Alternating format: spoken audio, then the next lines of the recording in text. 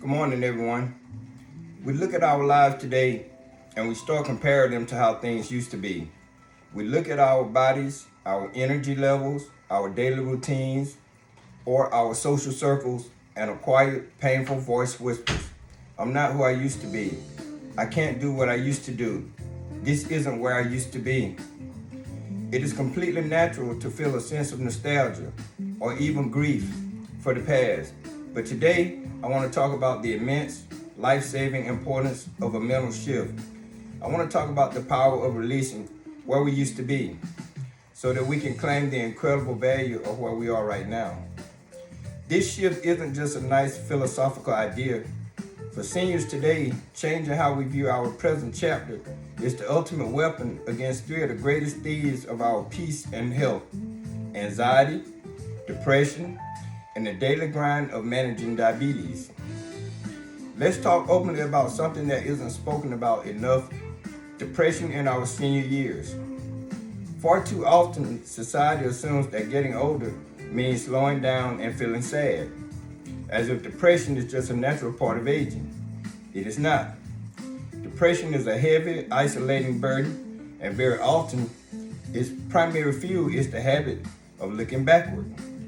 When we constantly measure our present day against the peak of our physical strength, or the height of our careers, or the days when our homes were bursting at the seams with loud, busy families, the present day can feel empty by comparison.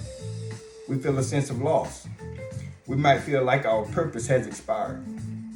This comparison is a direct pathway to depression. It makes us feel helpless. But here's the truth we must tell ourselves: your value as a human being never was and never will be tied to your utility. You're not valuable because of how fast you can run, how much weight you can lift, or how many tasks you can check off a to-do list. Your value is in your presence. Your value is in your perspective, your kindness, your stories, and the love you still have to give. When we stop saying, I'm not where I used to be, we stop mourning a past that cannot be changed. We give ourselves permission to look at today and ask a brand new question. Given where I am right now, how can I find joy today? Who can I smile at? What can I learn? How can I participate? Purpose doesn't end when we retire or when our physical bodies change. Purpose simply shifts. While looking backward breeds depression, staring anxiously into an uncertain future breeds anxiety. As seniors, anxiety often takes a very specific, short form. It is the voice that wonders, what will my health look like next year? Will I be able to keep my independence? What if something goes wrong? How will I manage? Anxiety thrives on the unknown. It loves to create vivid, terrifying movies in our minds about things that haven't even happened yet. It robs us of our sleep, makes our chest tight, and keeps us from enjoying the very blessings that are sitting right in front of us today. When we're dealing with physical changes, anxiety can make us feel like we're walking on eggshells. But notice what anxiety is doing. It is dragging your mind into a future that you cannot control. Just like depression drags your mind into a past you cannot change. The antidote to anxiety is the phrase we just talked about: I got this, right here, right now. You don't have to figure out how you are going to handle 5 years from now. You don't even have to figure out next month. You only have to live this exact day.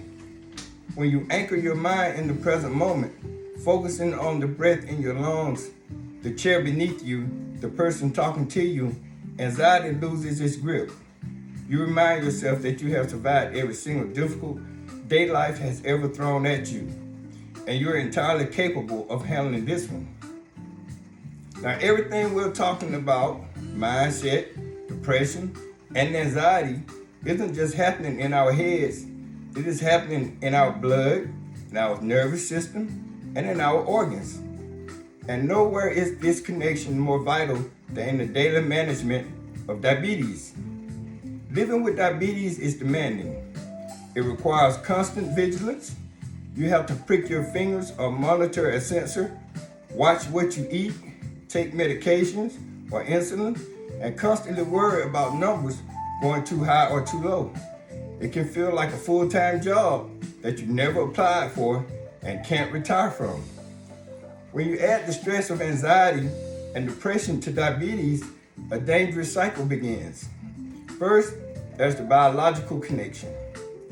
When you are anxious or depressed, your body treats that emotional distress as a physical emergency. It releases stress hormones like cortisol and adrenaline. Do you know what those hormones do?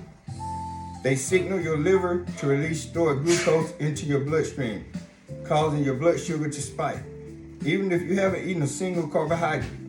Stress literally drives your numbers up. Second, there's the behavior connection.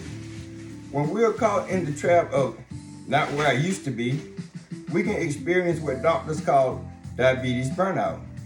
We get tired of fighting. We think, what's the point?